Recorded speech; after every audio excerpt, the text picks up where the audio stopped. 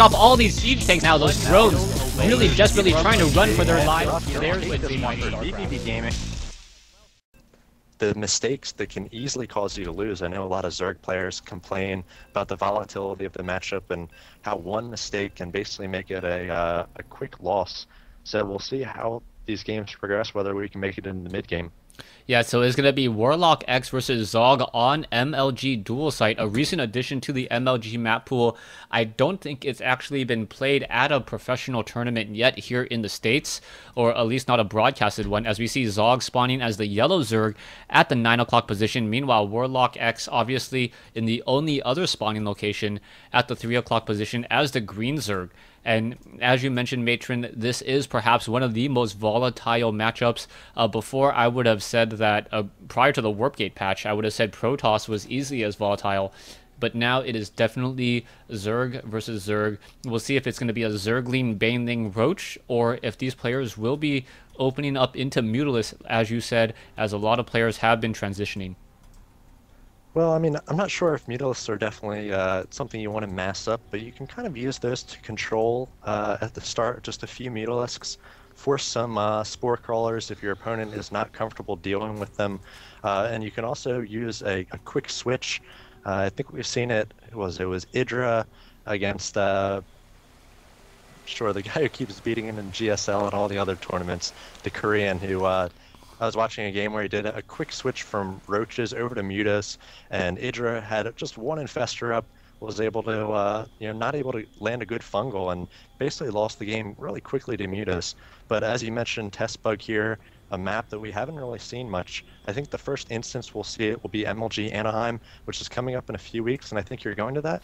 Yeah, I will be going to MLG Anaheim. I don't know how many days I will actually be there. Just to remove any confusion, this is, I believe, Dual Site and not Test Bug. Oh, yeah, Dual Site. Sorry.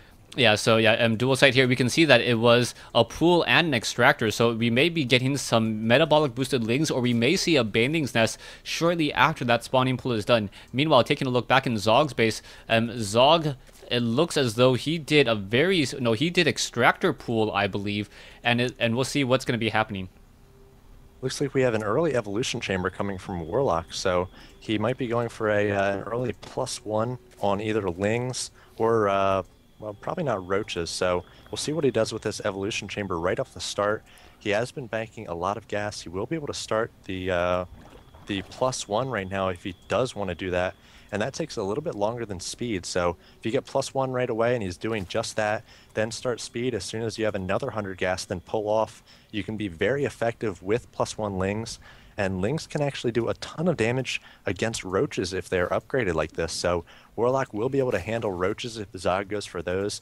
As we see Zog going for metabolic boost first, not really favoring a quick Roach opening. We'd also be interested to see how quickly both these players do place down an expansion here, as we see that Zog has pulled off of gas.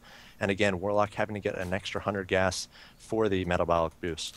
Yeah, so this is going to be one of those moments where they're going to try to feel each other out. They're going to send some Zerglings at each other, poke around, try to just harass a little bit, and try to get a very small advantage. In a matchup like this, Zerg versus Zerg, it's all about a game of seconds or a game of very small advantages. If you're able to get a small advantage, you want to just translate that into an even larger advantage, as it is going to be Zergling after Zergling, but there's a larger number coming in from Warlock there, as the Zergling is now deciding to back off. We can see that the melee attack needs about another 70 seconds.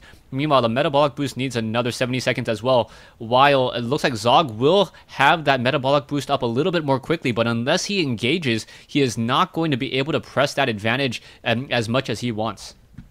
Yeah, it looks like Zog getting up his expansion just a little bit faster, and now we do see a bit of a Zergling encounter as Zog trying to take down a few of those Zerglings for Warlock, trying to pick off a few of those stragglers, and now we see the metabolic boost kicking in for Zog. As you mentioned, it's going to be a 30 seconds before Warlock's kicks in, so he's going to be able to get better concaves, but at this point, Warlock does have the defender's advantage. He's going to be able to stream out a lot more lings, and we see a Baneling Nest about to finish for Zog, but Warlock has a nice place, well-positioned Overlord here. He's going to be able to see any Banelings that do start morphing in here for Zog. Yeah, so we'll see what's going to be happening. The Banelings are morphing a little bit further away, and Warlock does not see them. He knows exactly the position where he needed to morph in those Banelings, and those Banelings only take 20 seconds to build. More banelings still coming in once again, and if they simply run in, that can be a lot of damage to be had. Zog now coming in with that one baneling, and it looks like a Zergling gonna get taken down. The Zergling's now trying to run around that backside there, and the Zerglings may just simply run in straight into the bases. The Bangs are able to chase off the rest of the units, and WarlockX has to be very careful, and now he's gonna go for a counter push, just completely ignoring the other army. Yeah, it might be a bit of a base trade here, and I think that's a good move by Warlock. He's going to have the +1 lings, so he's going to tear apart the buildings a little bit faster for Zog.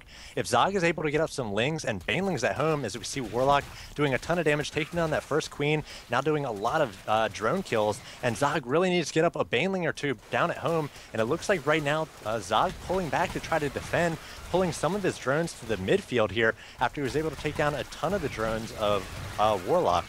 Yeah, this is going to be a very, very dangerous situation. Both players are very low on minerals. 1 drone versus 6 drones right now. So Zog having the economic advantage, but I don't know how that's going to stay around for very, very long, as the Banelings getting off a couple quick kills, and oh, nicely done. 22 Zerglings compared to 10 now. So we'll see what's going to be happening here, as what Warlock does have a little bit of an advantage, but those 3 Banelings may be enough, as the Banelings are just trying to get some damage on the creep. The Banelings need to perhaps separate just a little bit, and oh, able to run through right there, and that may have been a tipping point.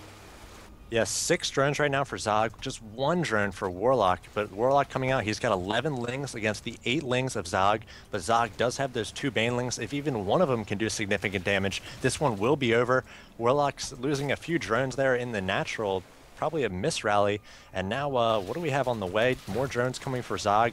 Warlock, I think, is in major trouble. Yeah, Warlock is in a bit of trouble. Those Banelings just have to be very, very careful. They're trying to engage. The Zerglings need to back off, as the Zerglings of Zog are only 0-0, not 1-0 upgrade, as the Zerglings now trying to do a run by, and it looks like they'll be able to get perhaps a couple quick drones. The Banelings perhaps should just stay close or into the mineral patch there, as the Banelings just running back and forth. 1 Baneling on one side each. The Zerglings continue to push back and forth, and oh, nicely done, sacrificing 1 Zergling for 1 Baneling. That was a very good trade for Warlock. Yeah, Warlock's been able to get up to 2 drones here against the 6 of Zog, but right now Zog has 6 drones, 8 lings, and 1 baneling against just the 2 drones of Warlock. I think this one is definitely over. Warlock coming out with another drone now, so there's the GG from the Team Revoki player, and Zog able to even this one up. 2 games apiece here, so yeah, we're going to go on to a pivotal Game 5. Yeah, that was probably exactly what we called it was going to be. It was going to be a very, very micro-intensive, very just easy tipping points. And I believe that 1 Baneling taking down, I believe, 6 to... I couldn't count the number of melting acid bodies, but I think it was anywhere from 5 to 7. And that was a very good trade by Zog, as Warlock had those upgraded 1-0 Zerglings early on. Yeah, Zog made it into Warlock's base, saw that evolution chamber go down, and he reacted accordingly with the Baneling nest. Does obviously a ton of damage against lings, whether they're upgraded or not. So pretty nice reaction there by Zog, and so far so good for the new player in Wednesday Night Starcraft.